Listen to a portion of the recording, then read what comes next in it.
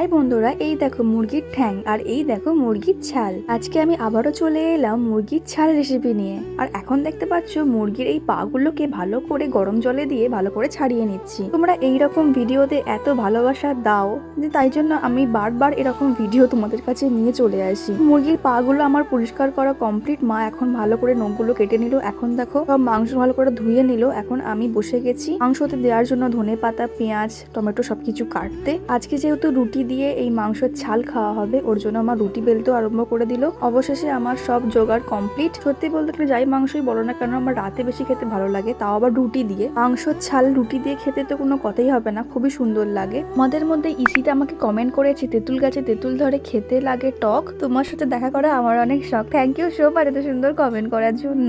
কমেন্টটা পড়ে না আমার মনটা ভালো হয়ে গেল। তোমাদের যখনই কমেন্ট আসে আমার ফোনে নোটিফিকেশন ঢোকে, আমার এত ভালো লাগে না তোমাদেরকে বলে বোঝানো যাবে না। তো দেখতে পাচ্ছ আমার রান্না হয়ে গেছে মোটামুটি। আর বন্ধুরা, তোমরা আমার এই ভিডিওর কমেন্টে জানিও তো তোমাদের এই মাংসের ছাল খেতে ভালো লাগে কিনা। আজকে আমার ডিনারে ছিল মাংসের ছাল আর রুটি, আর সাথে ছিল টুকরো একটা পেঁয়াজ। ভিডিওটা কেমন লাগলো কমেন্টে জানাতে ভুলবেন না। চলো আজকের মতো আসি।